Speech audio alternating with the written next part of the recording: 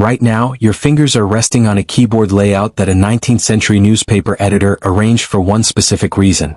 Not comfort. Not speed. The opposite. For over 100 years, the story everyone tells is that QWERTY was built to slow typists down. The theory goes like this. In the 1870s, mechanical typewriters used long, thin metal arms called type bars, one for each letter, and when you struck a key, that arm swung up and stamped ink onto paper. The problem was physical. If you typed two nearby letters too quickly, their type bars would swing up at almost the same moment and collide, jamming together in a tangled metal knot right where you needed to see your words appear.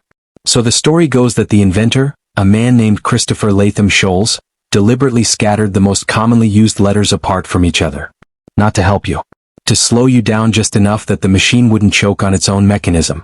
A keyboard engineered around a flaw, and you've been typing on that compromise for a century and a half. It's a great story. It's also not quite the full picture. Christopher Latham Scholes wasn't working alone either. He built dozens of prototype layouts over several years, testing and rearranging letters again and again before landing on the version that eventually became QWERTY.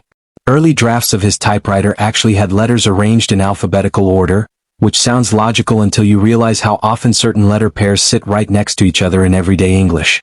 Letters like S and T or T and H would jam constantly under an alphabetical layout, because those combinations show up in an enormous share of English words. Something had to change, and it wasn't vanity. It was mechanical necessity colliding with the limits of 19th century engineering. A Japanese researcher named Koichi Yasuoka spent years digging through original patents, early typewriter manuals, and Scholes's actual correspondence, and what he found complicates the slowdown myth. The layout wasn't primarily built for the general public typing letters home. It was shaped in large part around telegraph operators. In the early days, many typewriters were used to transcribe incoming Morse code as fast as it arrived over the wire. Certain letter pairs in Morse were easy to confuse when translated quickly, and operators needed those specific letters positioned where their hands could move without hesitation. QWERTY's odd arrangement lines up strangely well with the letter combinations that gave telegraph operators the most trouble. So the layout wasn't randomly scattered to sabotage you. It was tuned to a very specific, very technical job that almost nobody does anymore. Once telegraph transcription faded into history, the reason behind the layout faded with it. What stayed behind was just the shape. A skeleton of a solution built for a problem that no longer exists, still sitting under your fingers every single day. Here's where it gets stranger. In 1936, a professor named August Dvorak designed a new layout specifically to fix this. He studied hand movement, letter frequency, and finger strain, and built a keyboard where the most commonly used letters sat directly under your strongest fingers on the home row.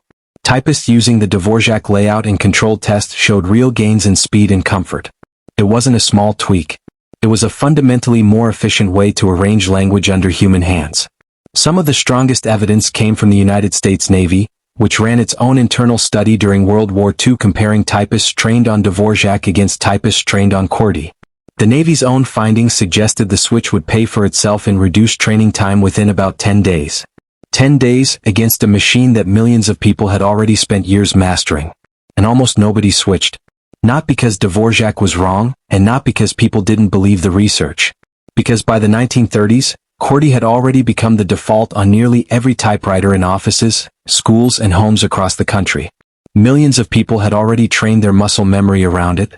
Manufacturers had already built factories around it. Typing schools had already built entire curriculums around it.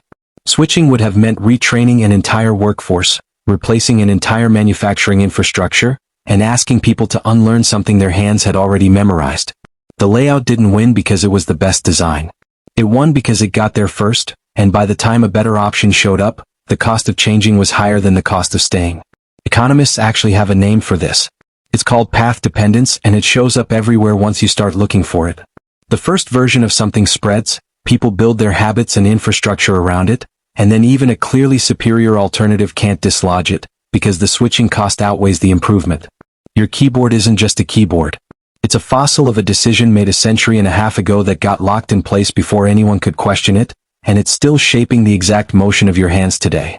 And here's the part that makes this feel less like ancient history and more like something happening right now. Touchscreens remove the mechanical problem completely. There are no metal arms inside your phone that can jam together. There was never a better moment to switch to a more efficient layout than the invention of the smartphone keyboard, a blank slate with zero physical constraints. And what did every major phone manufacturer do? They copied QWERTY exactly letter for letter onto a piece of glass that never needed it in the first place. So the myth isn't entirely true, but the reality is somehow more interesting. QWERTY wasn't designed as a trap to slow you down. It was designed around a machine and a job that vanished decades ago, and it stuck around simply because nobody could afford to stop and start over. Next time you're typing something out without even thinking about where your fingers land, it's worth remembering that the layout under your hands was never really chosen for you. It was inherited. And most of what we call normal is exactly that. Not the best option. Just the first one that stuck long before anyone thought to ask if it should. Hi, I'm Psyche. Subscribe.